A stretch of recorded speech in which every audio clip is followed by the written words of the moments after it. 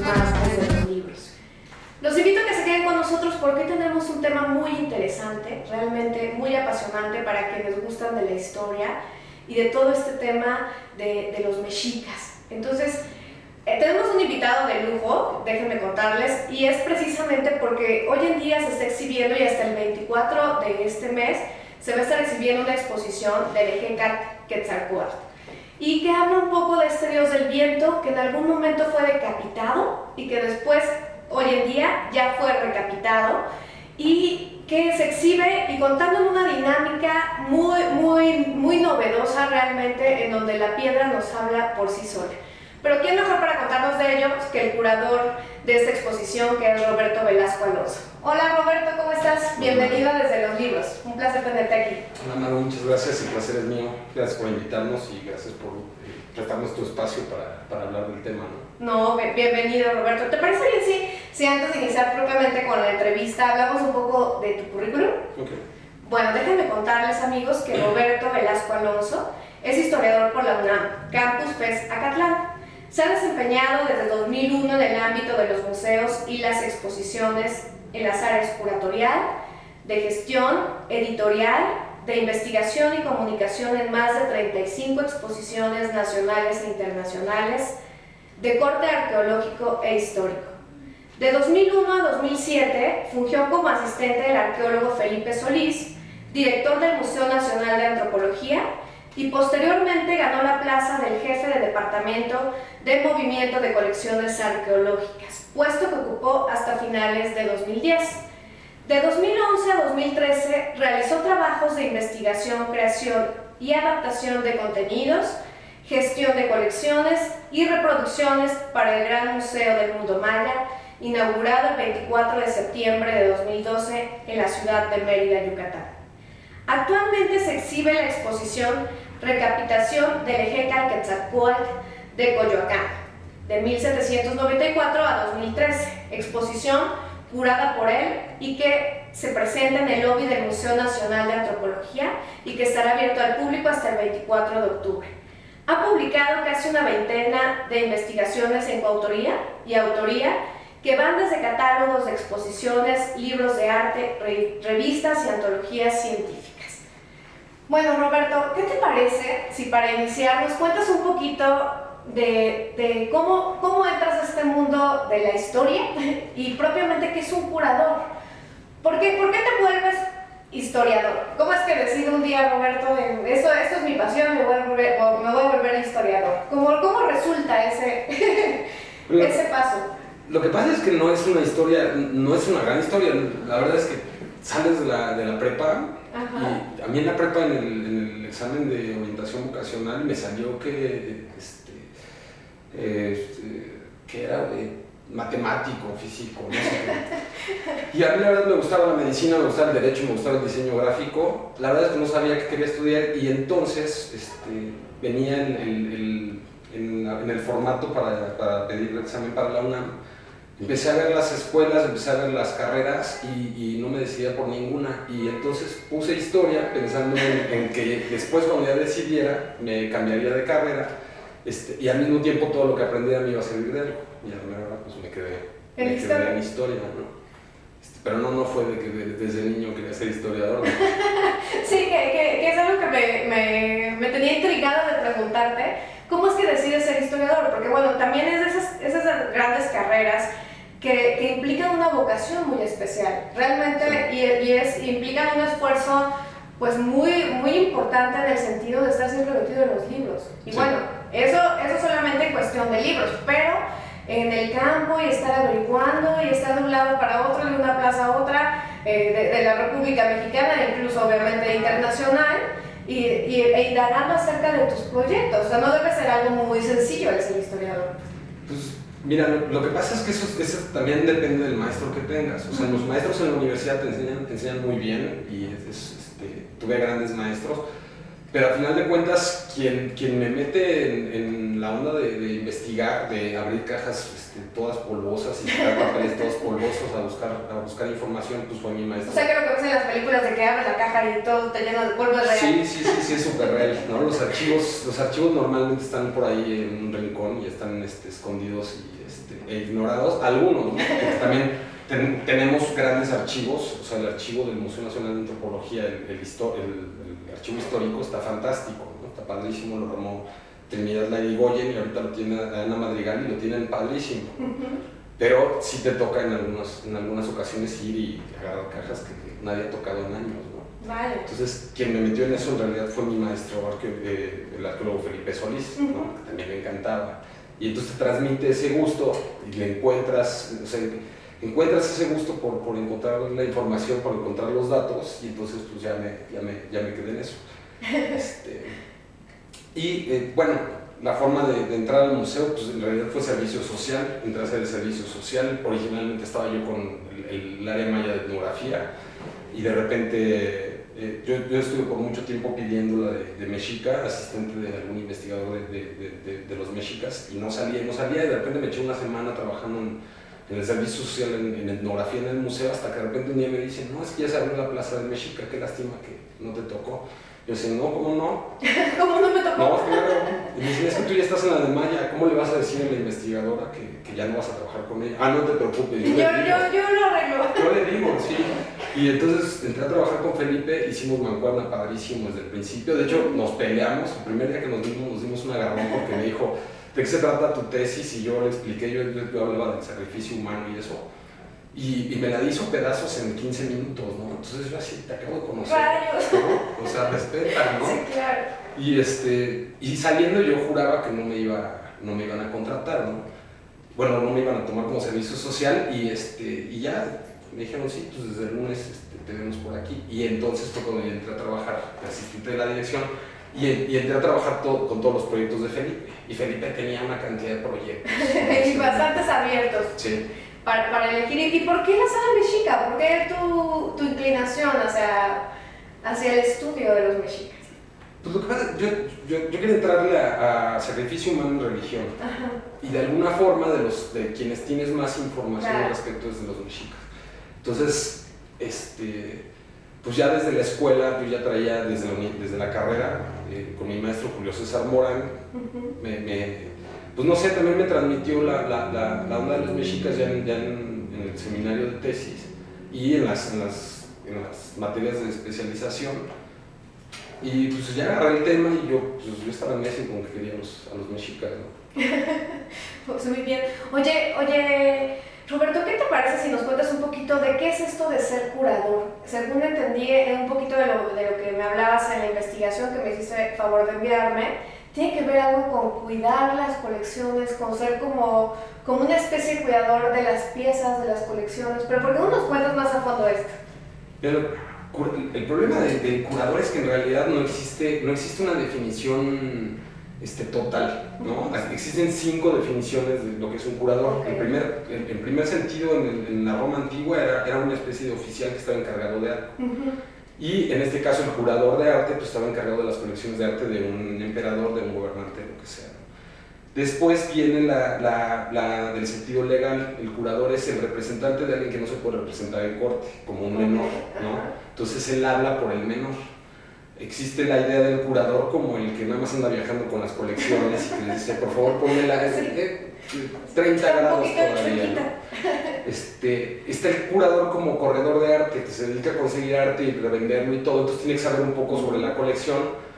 Y está el curador investigador, que es el que tiene a su cargo una colección en un museo y la estudia, y a partir de ese estudio crea un discurso. Entonces utiliza la pieza como una palabra para generar frases, y esas frases te terminan explicando en su totalidad una idea.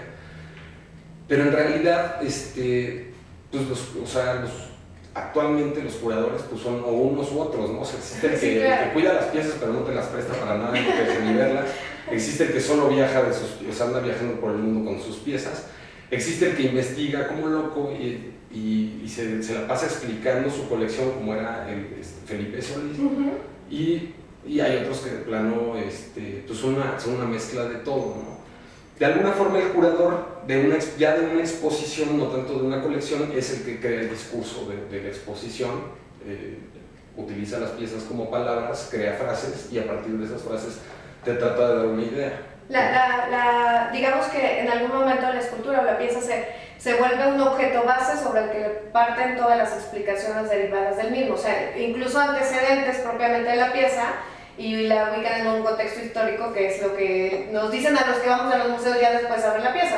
Claro, pero ten en cuenta que cualquier pieza se puede poner en cualquier contexto. O sea, si yo voy a hablar de escultura en piedra, puedo agarrar cualquier cantidad de esculturas en piedra, no importa la cultura, y yo las coloco. Si yo voy a hablar de serpientes, puedo agarrar serpientes de cualquier, de cualquier cultura.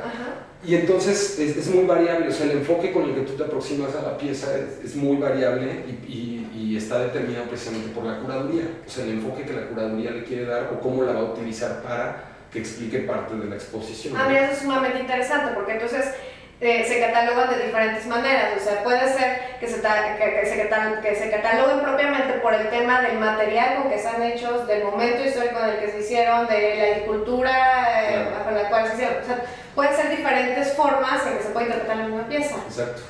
Ok. Y eso es, digamos, cada pieza tiene su ficha de registro y cada campo que tiene esa ficha de registro te permite como una aproximación diferente. Y en conjunto te dan una visión de conjunto o totalizadora de la pieza. Bueno, eso está bastante interesante y no me suena a un trabajo que se consiga en un par de meses, sencillamente. Ya, pues es un trabajo que se genera dentro de los museos, sobre todo, o alrededor de las colecciones. Porque en realidad pues, no tienes ninguna otra cosa tener el interés de tener como esa sí, por supuesto. Esa reflexión, ¿no? Alrededor de una pieza determinada, que de todas formas toda pieza en la vida humana o en todo lo que puedas ver es museable. Claro. ¿No? O sea, tú puedes hacer una exposición de botellas de refresco, puedes hacer una de fotocopiadoras, ¿no? Y la aproximación pues, tú se la das, generas tu ficha y entonces tienes fotocopiadoras del siglo XX, en base a carbón, en base a tonos de colores, no sé, ¿no? Ok, oye, y justamente eso que quería preguntarte, la historia de las colecciones, o sea, me pareció algo muy interesante en tu trabajo y es justamente esto de que no vas a la universidad y no es que hay una materia, la historia de las colecciones y la vas a llevar a 2 semestres, no existe la historia de las colecciones, se empieza a dar propiamente como una necesidad de trabajo dentro propiamente de los museos, o sea, los museos son los que generan esa necesidad de hacer una historia de las colecciones. Es que o sea, en realidad la historia de las colecciones surge como a partir de, como dices, de necesidades de investigación de un museo. Normalmente, si te pones a pensar que un museo como el Museo de Antropología tiene 223, 24 años de existir.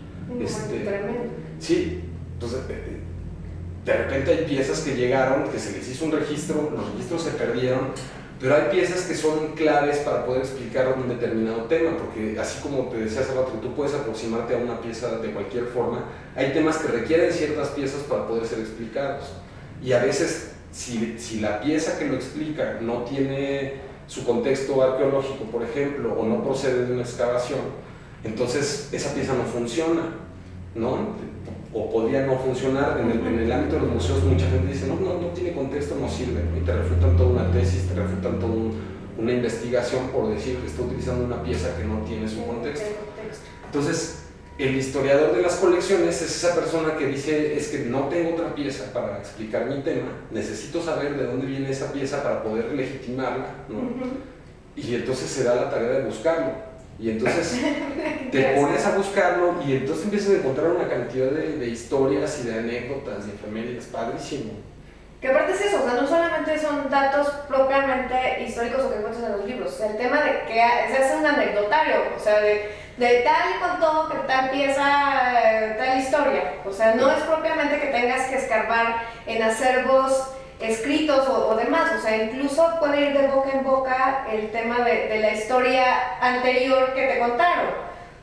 Sí, o sea, y tú por rumor puedes decir, es que, o escuchar, no es que esa pieza viene de tal lugar, o creo que la encontraron en tal lado, pero ahí tú tienes que meter... Pero eso es como un poco peligroso, ¿también dejarte llevar por eso? Ah, claro, sí, porque muchas veces, digamos, serpientes emplumadas hay 20,000, ¿no?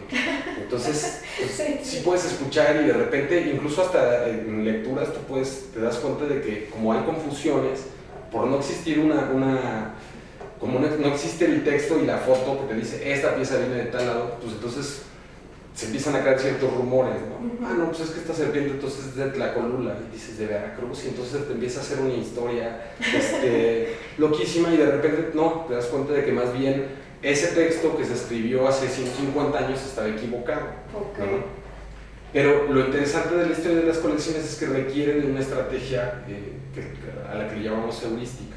O sea, tú tienes que buscar gráficos, dibujos, de cualquier clase de registros que se hayan creado en el tiempo y en la zona más o menos donde tú sabes que sí estuvo la pieza. Entonces, en realidad tú vas en búsqueda del material que te va a hablar de la pieza que estás hablando o de la investigación que tú estás tratando, y vas a construir a partir de esas ideas o de esas noticias, vas a empezar a crear como un corpus documental en donde basar tu investigación. Ok, empiezas a hacer como lo que tú mencionas, investigación, un tipo mapeo. Un mapeo. Tienes que hacerlo por zona, porque como dices, igual de repente tienes algo al sur de la República y tú ya lo estás relacionando con algo al norte y pues igual no tiene nada que ver. Claro. Y también puedes crearte, como dices, una historia que no se asemeja ni siquiera con la realidad. Claro. Muy bien. Oye, y propiamente este tema de la historia de las colecciones, ahorita lo vamos a ver un poquito con las preguntas en relación propiamente ya al EGECAL, pero me gustaría que nos contaras las complicaciones que se pueden vivir en esas transiciones, porque bueno, hay de diferente carácter esas transiciones. O sea, tan solo un cambio de administración en el museo puede implicar un cambio en el sistema del manejo de los catálogos. Sí, claro. O sea, el cambio de una administración y un cambio tecnológico. Ajá. O sea, que vuelve la anterior obsoleto y entonces tienes que reincorporar todas las piezas. Claro. O sea, si tienes una colección de 140,000 piezas, que no todas están exhibidas, hay muchas que son de bodega y no todas son piezas completas, hay muchas que son fragmentos, pues no sé, necesitas años para terminar de catalogarlas todas, ¿no? Decir de qué cultura viene, procedencia, material, técnica de elaboración, dimensiones, en fin, la ficha de registro llega a tener hasta 33 campos. Vaya, entonces tú lo generas al principio, a lo mejor al principio fue a mano, ¿no? Y después máquina. A máquina, y después fueron tipos móviles, y de repente empezaron a meter tecnologías muy interesantes con tarjetas que tenían perforaciones, y a través de las perforaciones, por las combinaciones de las perforaciones, había una máquina que seleccionaba ciertos tipos de tarjetas. No, bueno, sí, variaba mucho de una a otra. Claro, pero todavía no se terminaba de hacer, de ingresar, digamos, esta tecnología a toda la colección, cuando ya cambiaba la administración o había un cambio tecnológico y ya tenías que meter una nueva plataforma. todo lo que habías hecho. Y entonces, en ese camino, ¿cómo? O sea, es muy complicado manejar tantas piezas, bueno, se me antoja complicadísimo. Sí, porque además después el Museo Nacional de Antropología se convierte ya propiamente en un museo, porque antes era la institución que concentraba toda la investigación de la antropología, la arqueología, la etnografía y la historia. Después se crea el Instituto Nacional de Antropología e Historia, y entonces se empiezan a crear museos por toda la República, y todas esas colecciones se tienen que ingresar al mismo formato, digamos, ¿no? Se tiene que homogeneizar, y se vuelve a hacer nuevamente el trabajo y nuevamente el trabajo. Pero lo que ha pasado es que nunca se ha podido terminar antes de que venga el cambio administrativo o el cambio Entonces siempre se queda como desfasado y un poquito. Sí, no, pero aparte es un trabajo inacabable, o sea, bueno, me imagino que debe ser, aparecen nuevas cosas y entonces las anteriores tienes que traerlas al nuevo sistema. Sí. Debe ser muy arduo el trabajo. Sí, el trabajo es gigante, y la verdad es que también el presupuesto no es tan grande como el tamaño del trabajo. Sí, claro, no es proporcional, ahí sí no es directamente proporcional. Oye, Roberto, ¿qué te parece si nos cuentas un poquito ya dentro de esta exposición? Hay muchas anécdotas, como bien dices, hay muchas anécdotas, hay mucha historia detrás de esa pieza que hoy puedes observar en el Museo de Antropología e Historia, y es todo el contexto. Es una pieza que después de 1521 es decapitada por todo este tema de la conquista de los españoles y por destruir los ídolos anteriores, los dioses anteriores, y tratar de llegar con nuevas religiones, obviamente como parte de la conquista, Pero ¿por qué no nos cuentas un poquito de todo el contexto? Porque además fue 2 veces decapitada. O sea, primero por los españoles y después por una cuestión, se supone, debería ser como un tanto accidental dentro del movimiento de las propias colecciones dentro del museo. Pero ¿por qué no nos cuentas de esa primera decapitación y de todo lo que implica?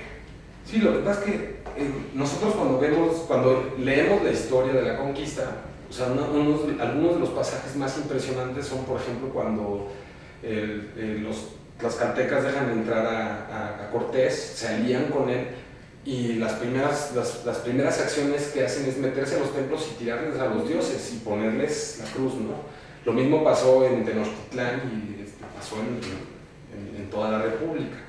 Entonces, en ese momento, pues sí, a lo mejor los españoles llegaban y tiraban a los ídolos, pero entonces se hizo recurrente la imagen de los españoles destruyendo las imágenes de los dioses prehispánicos y destruyendo las ciudades, cuando en realidad más bien lo que ellos hicieron es, ellos llegaron a ciudades perfectamente organizadas, que tenían ya toda su infraestructura, agarraron a los canteros, escultores, albañiles, indígenas, y más bien los pusieron a ellos a destruir las ciudades.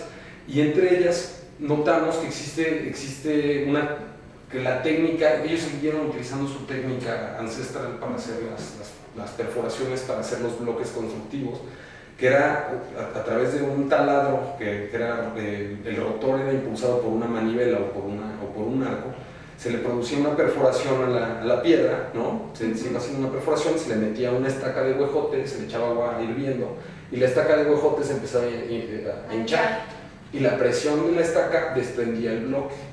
Entonces la serpiente tiene este tipo de mutilación, y es por lo que nosotros le apostamos o especulamos que la escultura fue destruida a partir de la conquista, en los primeros años de la conquista. Esa fue la primera vez que se rompe la pieza. Y eso lo determinas precisamente por los rasgos de la pieza. Al observarlo ves que sufrió ese tipo de mutilación por esos instrumentos, digamos, sí, al explorarlo. Tiene la perforación, y a partir de la perforación se expande como como la onda de impacto, ¿no? de presión, se crea a partir de la perforación. Entonces sí se nota la técnica destructiva, ¿no? Pero además, imagínate, o sea, cuando llegaron los españoles, y sobre todo los cristianos, cuando vieron que las ciudades prehispánicas estaban repletas de serpientes, bueno, les daba el infarto, ¿no? Entonces, ¿cómo nos desharemos de todo esto? Sí, no, las serpientes fueron especialmente perseguidas y destruidas, pero curiosamente a Quetzalcóatl se le dio cierto respeto, porque fue gracias a Quetzalcóatl que ellos pudieron entrar y tomar Tenochtitlan, ¿no? Okay. Entonces, también notamos que existe, en los primeros años de la conquista, existe un uso de la imagen de Quetzalcóatl para legitimar a las huestes conquistadoras. Okay. Y entonces encuentras cruces que tienen en la base, en vez de un zócalo europeo, tienen un zócalo en forma de serpiente emplumada. Mira, qué interesante. O lo que vemos en la misma exposición, las bases de la primera catedral cristiana de México, que estaba enfrente de donde estaba la catedral, tenían muchas imágenes de serpientes emplumadas, empotradas en la pared, en las bases de las columnas, y todo. Debe haber sido fantástico ver esos templos, sí, por supuesto, híbridos, ¿no? de cristianismo y quetzalcoatlismo. Sí, ¿no? sí, bastante interesante. Fíjate, eso es algo que ahorita que me dices, no me lo hubiera imaginado, o sea, porque te da un concepto de destruyeron todos los dioses, pero veo, o sea, un tanto como bien lo manejas, por un tema de legitimarse, inteligentemente dijeron, bueno, te dejo un poquito de tus antepasados para que no te sientas mal, y, claro, y te empieza a meter la religión de una manera más sutil. Sí, esa fue la idea, porque además Quetzalcóatl, como hombre histórico, porque también existe el dios Quetzalcóatl, pero existe el hombre, el personaje histórico, él estaba en contra de los sacrificios, entonces de alguna forma lo trataron de ver como lo más cercano a un buen cristiano dentro de la historia del México prehispánico. Por eso fue muy conveniente utilizar a Quetzalcóatl, ¿no? Ok, muy bien, entonces eso es como la primera etapa, la decapitan, y luego, ¿cómo es que llega, cómo es que nos la traen un poquito para acá? O sea, ¿cómo fue la investigación después de ese 1521? ¿Dónde estuvo esa cabeza?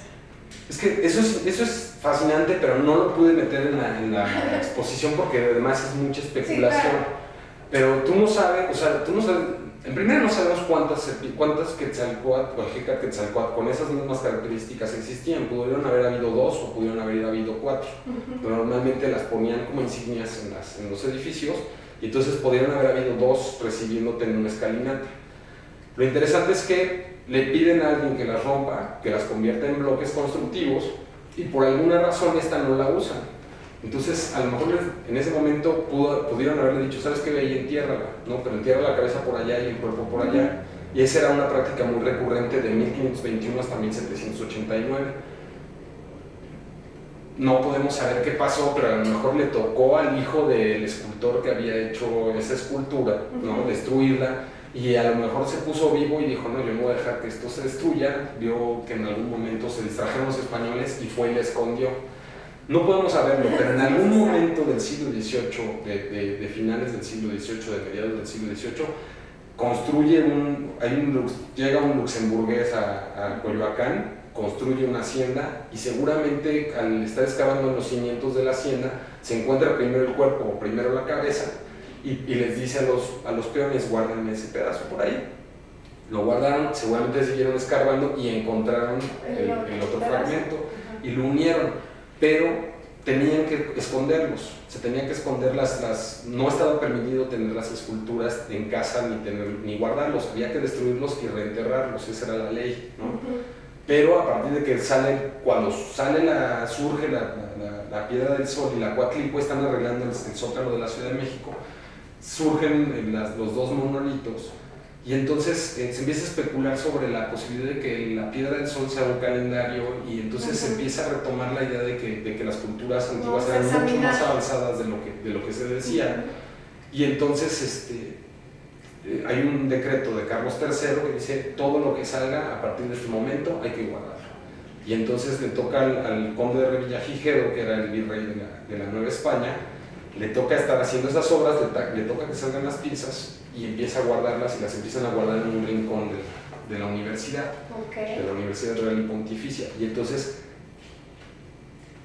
en esos años, eso fue en 1790, en 1794, un capitán de dragones, que eran como la policía de aquel entonces, daba sus rondines por la ciudad y todas las piezas que se encontraba las dibujaba en su libreta y anotaba sus apreciaciones sobre las piezas.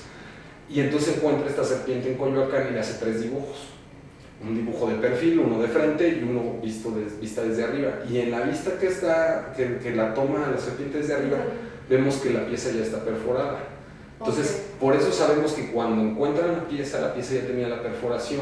Seguramente ya estaba rota, pero ya estaba también pegada. O como la perforación fue muy exacta y el desprendimiento de los 2 bloques fue muy exacto, pues era muy fácil colocarle el pedazo sin que se le cayera, ¿no? La cabeza. Y entonces ya hay una nueva señal de ya volvió la serpiente. Ahí volvió la serpiente.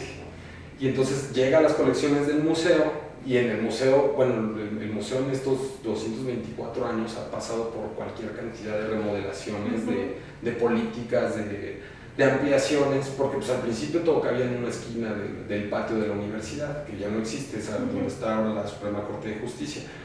Pero de repente ya el espacio no daba para todo lo que estaba saliendo de la ciudad, porque además la ciudad estaba en una constante búsqueda. Además de búsqueda, había muchas remodelaciones, reconstrucciones, construcciones, y en cada excavación salía algo. Y entonces seguían llegando cosas, entonces se necesitaron espacios más grandes, cada vez más grandes, hasta que la universidad es completamente insuficiente. Y en 1864 la cambian a Palacio de la Moneda, que está al lado del Palacio Nacional, en la misma cuadra, donde ves el Museo Nacional de las Culturas. Ah, ok. Mira, realmente eso es muy interesante, porque como dices, en esa etapa la logística debió ser para ellos de rayos, ¿ahora dónde meto todo esto? O sea, claro, son muchas piezas que no sé cómo controlar porque ya no tengo espacio. Y en esos movimientos de ahora dónde nos vamos, que quepan todos los materiales, todas las esculturas y demás materiales que salgan de esas excavaciones, ¿dónde las coloco? O sea, debe ser una encrucijada tremenda. Y aparte, el mudarte, ¿cómo te mudas con todas esas piezas? No debe ser una labor más, debe ser titánico. Sí, no, simplemente la piedra del sol de 20 toneladas, Sí, no por recuerdo. supuesto, que es imponente. Ayer tuve la oportunidad de verle, bueno, es imponente. ¿Cómo llevas eso? ¿Cómo lo movían y cuánta gente se necesitaba? Y además deja eso, o sea, tú tienes que decir algo a través de las piezas, ¿no? Tienes que hacer una curaduría. Entonces, ¿cómo llega alguien, un investigador, un letrado en el tema y dice, es que estas 3 piezas deben ir juntas y estas otras 4 aquí, y a ver, ponen todos los peones a mover todo, ¿no? Sí, entonces, claro. la misma institución, por todas esas necesidades, va creando como una infraestructura de formatos y de procedimientos con los cuales primero crear como una visión, abstraer la visión curatorial y decir, bueno, todas estas piezas van juntas, estas van aquí, y se va a explicar este tema y este tema y este tema. Y pues a través del ensayo y el error se ha venido generando la disciplina museal que te permite pues mover todo esto y al mismo tiempo decir, dar un discurso, dar una enseñanza, ¿no? Ese es el motivo principal del museo. Sí, por supuesto. Instruir. No, está sumamente interesante este tema. Roberto, ¿te parece bien si vamos a un breve corte y cuando regresemos seguimos platicando de GCAT? Ok. Sí, bueno, amigos, no se vayan, regresamos en un par de minutos.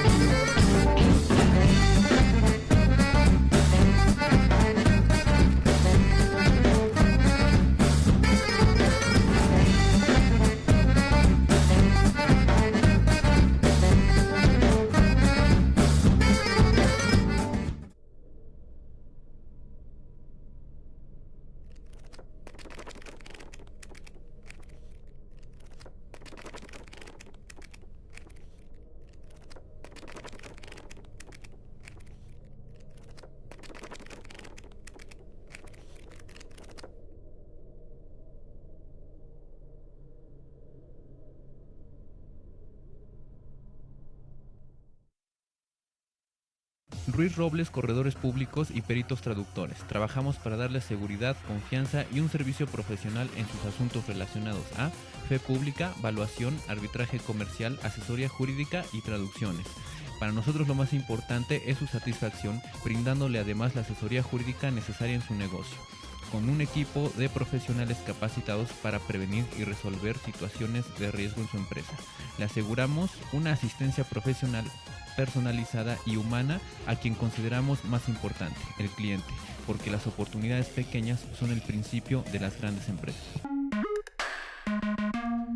Durante 7 décadas, Deiman ha desarrollado una amplia gama de colorantes, saborizantes y productos semipreparados que satisfacen los requerimientos de la industria de alimentos, así como las necesidades y gustos de los clientes y consumidores a nivel nacional e internacional.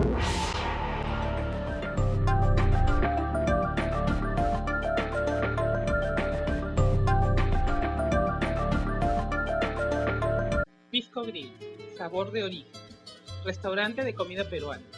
Te espera para disfrutar de una auténtica gastronomía peruana en un ambiente familiar y acogedor. Contamos con terraza para fumadores, salón privado y servicio de ballet parking.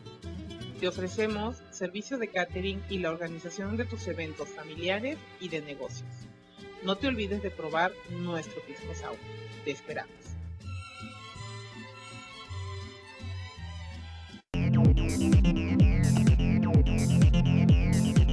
Buenas tardes amigos, gracias por acompañarnos una tarde más en Platicando con Teleguía.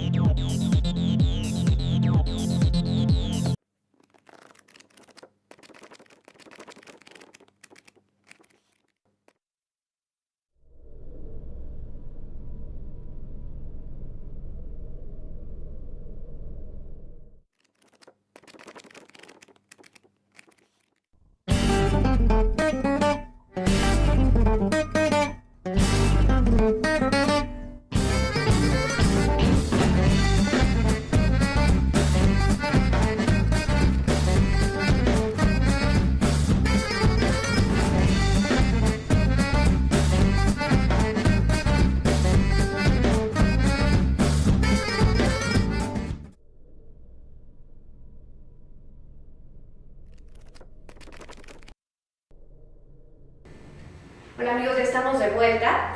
Roberto, ¿qué te parece si ahora nos cuentas un poquito de... Ya nos contaste como los antecedentes de la pieza, cómo después empiezas a seguir su pista, y antes de entrar al aire me platicabas toda esta historia de que apareció un tipo de obsesión tuya, el de ver la serpiente por todos lados, y que incluso el arqueólogo con el que trabajabas, Felipe Solís, decía, bueno, ya ves la serpiente por doquiera, o sea, no es así. Pero ¿cómo es? Él te pide en algún momento, en una investigación, acercarte a esta pieza, y cómo es que te empiezas a enamorar de la pieza y que no las vendas hasta que logras conseguir la cabeza. Lo que pasa es que estábamos trabajando en la curaduría de una exposición en el Imperio Azteca, y ahí uno de los temas era hablar del dios, de los dioses. Ajá. Y tú sabías que ejemplificar a cada dios y a los dioses, pues mostrarlos en sus diferentes formas y advocaciones. Entonces él me dice, bueno, lánzate a Tenayuca y a Santa Cecilia y necesito que me traigas esta pieza, ¿no? Tómale fotos, tómale medidas, tómale datos. Y ahí es cuando conocí yo la serpiente. Se fue a la exposición y en realidad, pues más allá de eso no había ningún clic con la pieza ni nada. Era una pieza muy bella, pero hasta ahí, ¿no? Después la pieza va a la exposición Isis y la serpiente emplumada, y justo en ese momento, eso fue ya en 2007, Felipe estaba estudiando para dar una conferencia el texto de Dupé, que es este capitán de dragones, es su libreta de apuntes. Él hace todo un estudio de las piezas que describió Dupé, y entre ellas aparecía, nos encontramos la serpiente. Entonces sí fue el comentario de, esta es la serpiente de Santa Cecilia, ¿no? Y Felipe dijo, bueno, no se parece, porque esta sí está completa. Y ya hubo como la especulación y todo. Pasó la conferencia, la dio él, y al terminar la conferencia él empezó a comparar los dibujos de Dupé con sus piezas. Y entonces, al final, la pieza, la serpiente es la número 13 del catálogo de 19 de Dupé. Entonces él dice, bueno, y aquí está esta serpiente, que es la serpiente de Santa Cecilia, y pues ahora ya no tiene cabeza, por ahí debe andar su cabeza. Y ya como que a mí se me quedó muy grabado, sí. Pero entonces empezamos a trabajar en la exposición de Isis y la serpiente emplumada, y él me invita a trabajar en uno de los textos que le mandan a hacer a él, que se llama La serpiente y el quetzal en el bestiario mexicano. Y entonces hicimos un estudio anatómico tanto de la serpiente como del quetzal, para hablar de esta fusión de Mexica-Quetzalcóatl, como, más bien del Quetzalcóatl, como ser fantástico, qué características tenía, ¿no? Y entonces empezamos a estudiar serpientes y quetzales. Yo entré mucho en la parte anatómica y él estaba como muy en la parte estética y artística. Y un día me dice, bueno, baja a la bodega y empieza a seleccionar todas las serpientes que veas y todos los quetzales que veas para ver qué vamos a utilizar para la investigación. Y de repente encuentro la cabeza, la veo, y dije, esta es la cabeza de Santa Cecilia, de la serpiente de Santa Cecilia, porque aparte en ese momento no era la serpiente de Coyoacán, era la serpiente de Santa Cecilia, ¿no? Y entonces subí y le dije, oye, ya encontré la cabeza de la serpiente de Santa Cecilia, ¿no? Y como este hombre ya se volvió loco. Y me dice, no, maestro, porque aparte, bueno, el tipo era genial, ¿no? Bajamos a verla y él me dice, no, estás loco, o sea, son piedras diferentes. O sea, la piedra de Santa Cecilia es mucho más oscura y más porosa, ¿no?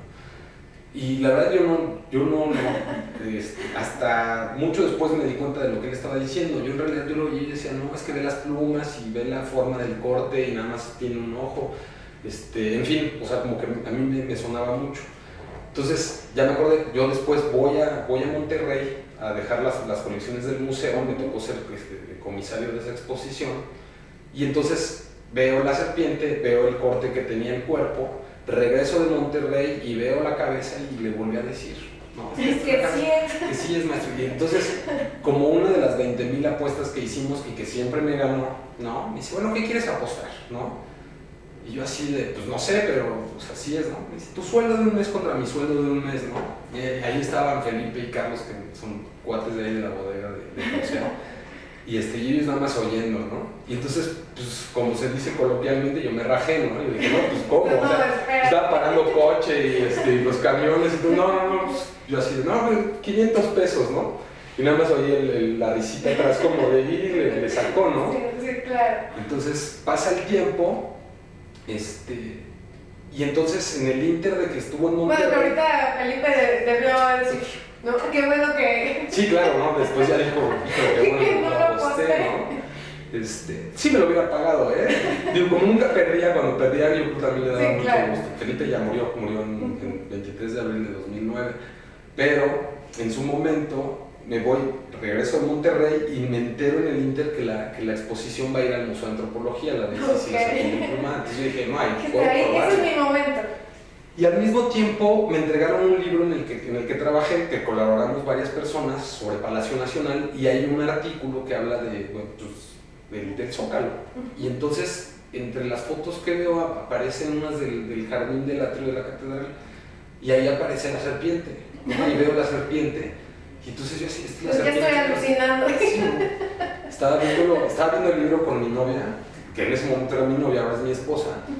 Y le digo, híjole, esta es la serpiente de Santa Cecilia. Yo creo que ella me oía de repente cuando estaba platicando las cosas y decía, ¿quién sabe qué habla este cuate? Y al final se sabe la historia mejor Sí, que, no, bueno, por que supuesto. pero en ese momento que revisamos juntos el libro, pues inmediatamente cuando volví a ver a Felipe, le llevé el libro y le dije, mira, aquí está la serpiente de Santa Cecilia con cabeza, ¿no? En 1882, o sea, casi 100 años después del dibujo de Dupe. Me dice, no, maestra, tú ya estás viendo la serpiente por todos lados, ¿no? Te duermes y ves la serpiente. Y lo peor de todo es que sí, o sea, la serpiente se me empezó a presentar y luego me la encontré en otra foto y luego en otra y luego en otro catálogo, y entonces, pues así fue como se fue construyendo, hasta que entonces ponen la exposición en el museo. Yo le decía a Felipe a cada rato, déjame ponerle la cabeza, sí, luego, pero había mucho trabajo. Entonces un día voy subiendo a recoger unas de las piezas que me tocaba regresar a las bodegas o regresar a las salas ahí en el museo, y veo que están por empacar la serpiente de Santa Cecilia, ¿no? Entonces voy y le digo al Chucho, que trabaja en la coordinación de museos, dije, por favor, detén Espérame tantito. este empaque, ¿no? ¿Por qué? Le digo, porque allá abajo tenemos la cabeza y se la vamos a poner. Yo se lo dije bien seguro, porque si le hubiera dicho, no, es que yo creo que allí de abajo Voy está... a pedir permiso. Me hubiera dicho, ¿sabes qué? No. Entonces dijo, bueno, pues que se vayan a comer los chavos y la empacamos después de comer. Entonces voy corriendo con Felipe y le digo, oye, se van a llevar la serpiente, hay que probar la cabeza. Y me puso una cara de, ay, haz lo que quieras, ¿no? Entonces voy corriendo con Felipe y con Carlos, los convenzo porque también los agarré saliendo a la hora de la comida. Total, suben la cabeza, ya estábamos allá arriba, Felipe, Pamela, que era mi asistente, de Trinidad Larigoyen, que es la del archivo histórico, Felipe, Carlos y Rogelio. Y de repente, pum, le pusimos la cabeza y le quedó perfecta. Vaya. Pero perfecta. ¿Y cuál fue tu impresión en ese momento? No, yo no me la creía, de verdad, yo sí me quedé. O sea, porque a pesar de que yo estuve necio, la verdad yo no me la creía. Y la verdad sí, yo la veía. Y lo más impresionante de todo es que de todas formas parecía que eran dos piedras diferentes, ¿no? El cuerpo de la serpiente es súper oscuro y la cabeza es muy clara.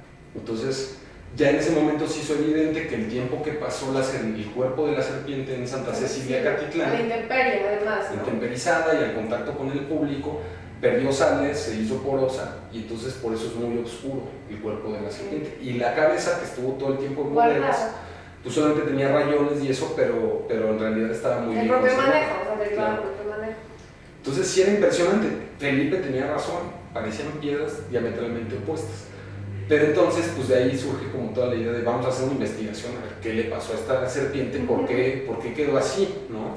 Y entonces es lo que detonó toda la investigación. Mira qué interesante, eso que nos manejas de las condiciones bajo las cuales está una pieza determina en mucho su historia, o sea, que es un poco lo que tú dices que realmente me encantó de la exposición, que te decía que la piedra te habla como en primera persona, ¿no? Entonces te dice, ¿cómo es que pasé por esta etapa en que tengo dos colores distintos?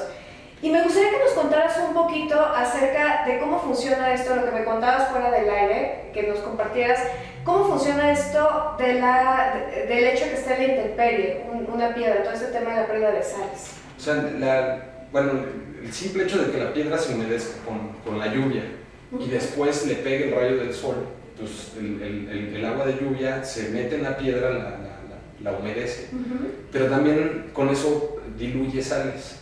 Y esas sales después, si le pega el sol, pues se van con todo y el agua, se evaporan, y entonces a eso le llaman migración de sales. Entonces tú empiezas a ver cómo las sales se están moviendo por la piedra. Y lo puedes ver en cualquier piedra que esté expuesta a la humedad y sobre todo a la intempericización. Ves cómo las sales empiezan a acumular en cierto lugar. Pero a esta además estaba intemperizada, pero estaba muy al contacto con el público. Y entonces la gente en Santa Cecilia iba y le tocaba el símbolo. La gente tiene mucho la idea de que Quetzalcóatl fue un dios civilizador, el que le da la sabiduría al ser humano, les enseña el cultivo del maíz, la medición del calendario. Como que de alguna forma también ha quedado como esta idea de que sus esculturas y las cosas relacionadas a él pues te atraen buena onda, ¿no? Entonces la gente era muy dada a tocarle el símbolo del dios del viento que tiene en la espalda. Claro, el desgaste. Y uno es el desgaste, ¿no? Es la abrasión que produce el estar toqueteando la pieza, pero además tú le dejas ahí tu agregado de sudor, claro, que le cambia pH, que le crea pasta, ¿no? O sea, tú al tocar con las manos sudorosas, pues se mezcla con la mugre, con el polvo, con la misma piedra y empiezas a crear una pasta, y esa pasta trabaja diferente la piedra, y entonces esta combinación de factores, pues sí le dio... No es que haya súper deteriorado la pieza, sí le hizo un deterioro, pero lo más interesante es que como tenemos el otro fragmento, pues sí nos hace muy notorio el deterioro que puede sufrir una pieza en apenas 42, 47 años, ¿no? La pieza en sí misma se convierte como en una especie de experimento museal, o el resultado de un experimento museal que te muestra claramente que, bueno, tocar las piezas no te deja nada bueno, no les deja nada bueno a las piezas, porque además la pieza tiene 220 años con nosotros, y debió tener máximo 100, 150 años con sus creadores originales. Entonces la piedra tendrá como máximo 650 años de existir, pero en esos 650 años, nada más en 42 años se le dio el maltrato que no le dio terremotos, porque la pieza sufrió un terremoto en 1882 cuando estuvo exhibida en el jardín, un terremoto terrible, el de haber estado enterrada, el que lo hubieran incluso mutilado y decapitado en su momento, ¿no? Entonces te habla de la piedra, te habla mucho, ¿sabes? Es una escultura que particularmente habla mucho, ¿no? Entonces por eso también la idea de que ella fuera la que te dijera que ella era la que te está hablando, ¿no? Sí, claro, porque me encantó eso de cuál fue la primera vez, cómo me rompí originalmente, cómo me volví a romper, o sea, y entonces es una dinámica, yo creo que muy interactiva, muy creativa, que realmente es algo que debe destacarse de la exposición, que tú al estarlo observando es muy sencillo entender la historia detrás de la piedra, o sea, realmente eso es algo sumamente interesante. Y también lo que nos cuentas en relación a, tú como público, cuando vas como público a ver estas piezas, quizá no tienes la dimensión, como dices, de tocar la pieza, ¿no? Y de hecho te dicen, no la toques, y dices, ay, bueno, qué exageración del museo, ¿no? O sea, ¿qué le voy a hacer? Pero ve, hoy en día que me cuentas esto y que nos cuentas, que le cuentas a todo el auditorio, el por qué ya se empieza a comprender todo perfectamente. Por eso no toquen las piezas. Sí, claro, por cierto, dicho sea de paso, sí, no toquen las piezas, pero muy interesante, realmente Roberto ha sido apasionante y es un poco lo que te comentaba fuera del aire, que el ubicar en una pieza en el contexto te hace tanto cuanto más apasionante el observar la escultura. O sea, tú me decías en algún momento cuando me mandaste las investigaciones, las lees, no es lo mismo que estar frente a la piedra y entender todo el contexto de la piedra, y eso es lo que realmente se hace importante en una verdadera historia de las colecciones, que hable de toda la historia y de todo el contexto en el que se desarrolló esa pieza.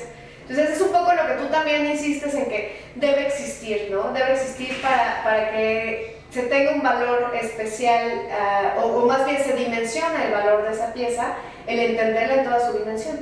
Pero es regresarles voz.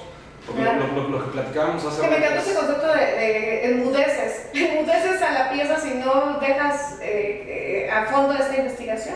No, porque además deja eso, entre los investigadores del museo existe como la sentencia de la pieza no viene de contexto arqueológico, no se registró cómo apareció, orientada a dónde, asociada a qué restos, ¿no? Si ofrendas, si a un edificio, lo que sea.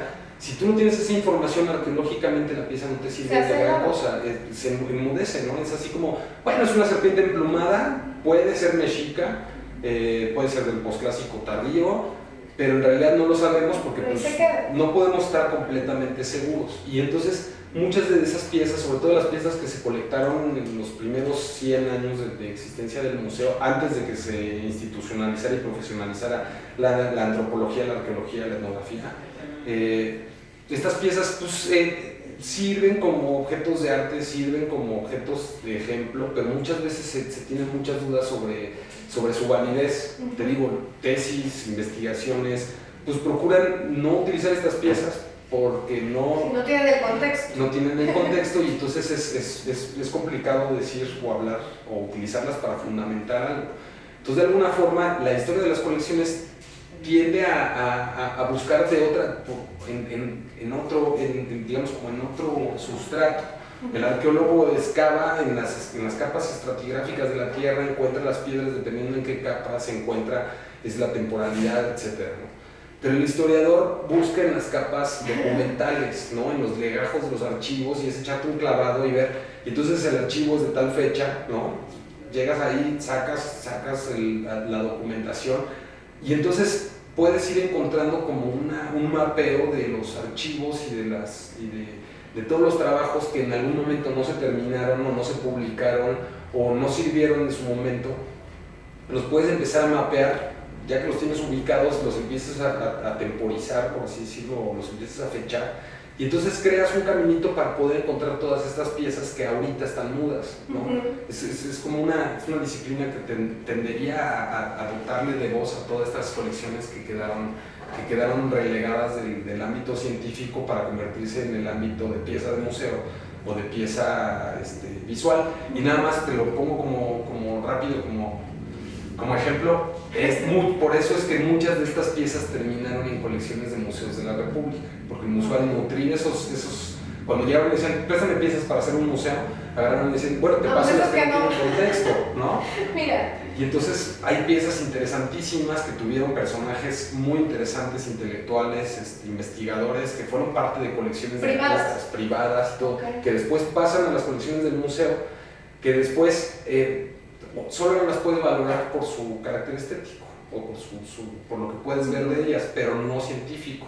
Y entonces muchas veces también esas piezas terminan yéndose a lugares a exhibir, en donde la curaduría las contempla, pero ya como de forma muy limitada, ¿no? Entonces la historia de las colecciones podría regresarles el uso de esa voz, pero además el que participen en esas asambleas científicas que día con día se realizan y que están creando el conocimiento antropológico, histórico, arqueológico de México, ¿no? Claro, que eso es muy interesante. O sea, realmente lo ideal sería justamente ubicar a cada pieza en su dimensión, pero también, como me decías, o sea, son 224 años del Museo de Antropología, el sinfín de piezas que debe haber alrededor de esos 224 años. Y entonces te preguntaba hace ratito de cuántas piezas ha hecho una investigación tan exhaustiva, que aparte me dices que todavía falta mucho más. O sea, se hubiera podido seguir investigando claro, en relación a la pieza, pero una investigación tan exhaustiva de cada una de las piezas es prácticamente imposible. O sea, ese es algo muy complicado, o tendría que hacerse una dinámica de que un historiador se ubicara directamente con una pieza, pero es muy complicado. No, sí existe una escuela de gente que trabaja el tema y que además le apasiona la idea, la historia de las colecciones, y hay gente mucho mejor que yo y que lleva mucho más años, y empezando, te decía, por Felipe tenía como esta escuela, y hacia atrás hay mucha gente que tuvo esa escuela. No lo veo como imposible, es una labor titánica, pero sí se tiene que establecer una metodología. Claro. Y se tiene que, y además se tiene que poner accesibles, o se tiene que hacer más accesible el acceso a la documentación que te lleva a esas historias. Claro. Porque todo está regado por todos lados. O sea, esta investigación corresponde a 20 archivos, de 14 son mexicanos, 6 son norteamericanos. Donde la información está repartida y digo, me faltó el archivo histórico de Coyoacán, por ejemplo, nunca pude ir allá, hay archivos que puedes ir y que temporalmente las capas documentales se pegan, ¿no? Puedes encontrar un reflejo de lo que estás buscando en otros archivos, pero la cosa sería hacer más accesible el acceso a la investigación de estos documentos y crear sobre todo los mapas, o sea, mapear, que podría ser como le podríamos llamar como historiometría, ¿no? O sea, es como una medición de tiempo y lugar de qué tipo de acervos y qué tipo de archivos están en dónde, y tienes que caminarlos para encontrar la información de tu pieza. Y al hacer tú la investigación de una pieza, te empiezan a aparecer muchas piezas que es un poco lo que te pasó con la serpiente. Claro, que convivieron en el tiempo y en el espacio la historia de esta misma pieza. Y entonces puedes empezar a hacer muchas historias. De esta investigación nos salieron muchas historias, ¿no? Ajá. Entonces la idea sería esa, eso es perseguir otra pieza y empezar a pegar historias, y de repente lo que vas encontrando lo usas como material para otra, y al final generar, más bien lo que se necesita generar es la metodología y un corpus documental que sea el que en donde se base ya de manera profesional o institucionalizada la historia de las colecciones. Claro, porque es un poco lo que decías, o sea, por una parte una metodología común en la que todos puedan basarse y que no sea, que sea idéntica la de aquí que la de Chiapas o la de Campeche o de todos lados, porque si no sería un desbarajuste. Y por el otro también algo muy importante que me comentabas hace ratito es el tema de la tecnología. O sea, que sea un soporte que al menos se quede muchos años, porque si no otra vez el tema de estar migrando la información pasada al nuevo sistema, pues es que es un cuento inacabable, ¿no? Claro, sí, no, y en realidad estás utilizando las plataformas más sencillas, o sea, estás utilizando una plataforma sencilla pero útil de bases de datos que te permita organizar la información y migrarla a lo que sea, ¿no? Sí, claro, porque eso sí es súper interesante. Realmente, ayer que tenía la oportunidad de leer tu investigación, veía cómo cada nuevo paso que se da como avance implica una dificultad para el tema de adaptarse, ¿no? Claro. O sea, sobre todo en esas cuestiones que involucran una infraestructura tan grande, o sea, y de un movimiento que no es tan sencillo de ahora ya no me cabe en el Museo de Antropología, ahora ¿dónde los meto? ¿No? O sea, ahora, si no cabe ya en el Museo Nacional de Antropología, ahora ¿dónde me los llevo? O sea, no es tan sencillo como eso. Claro. Y aparte,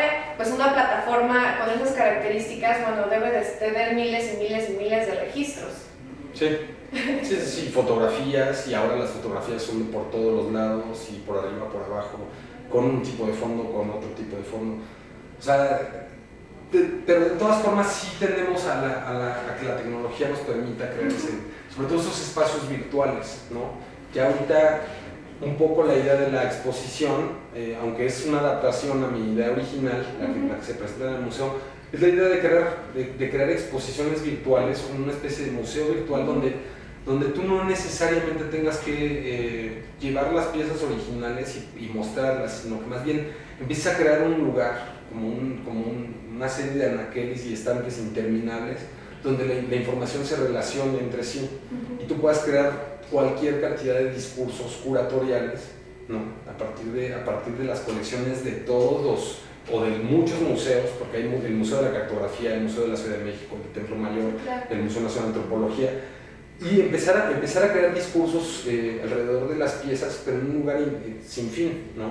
Y al mismo tiempo que se vaya construyendo o vaya creando registro de esos caminos metodológicos o esos caminos documentales que tomaste para llevar la investigación desde un principio hasta un fin, y en este caso es de 1794 hasta 2013, ¿no? Sí, súper interesante, que es un poco lo que hablas de pasar la estafeta. Claro, dejar algo que alguien lo pueda seguir, ¿no? Porque muchas veces habrá gente que esté buscando la historia de su propia pieza para poder legitimar, para poder sustentar su tesis.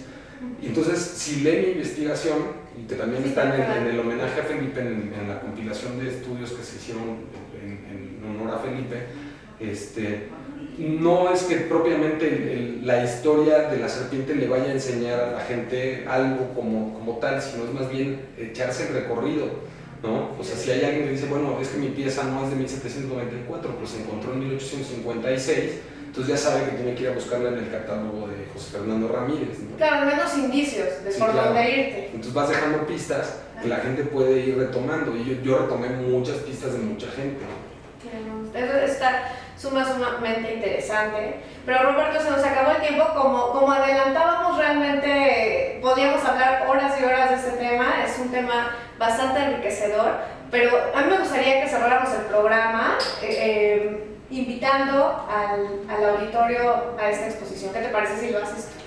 Bueno, pues ya les queda muy poco tiempo. Los que no hayan ido a verla, está hasta el 24 de octubre, está en el lobby del museo, la entrada es gratuita, de 9 a 6 de la tarde, que se pueden quedar hasta las 7, porque a las 6 empiezan a correr, pero a las 7, todavía hasta las 7 te dan chance.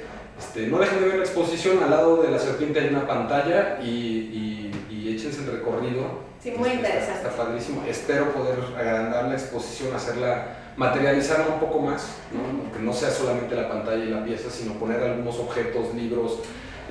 Sería muy rico que la gente pudiera ver no sé, las texturas de los papeles, de las imágenes, y no solo verlo en la máquina, que a pesar de que tienen muy buena calidad, no es lo mismo.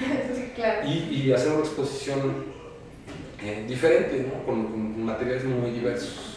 Esa es la idea, ya les estaré contando y... Ya te invitaremos de nuevo para que nos cuentes la siguiente etapa de esta pieza y de toda la exposición. Y bueno, Roberto, nada más agradecerte el hecho de que hayas estado aquí desde los libros y decir que siempre es un foro abierto para la cultura y más en estas dimensiones cuando se ve la pasión por lo que te gusta hacer. Entonces, bueno, pues muchísimas gracias, Roberto.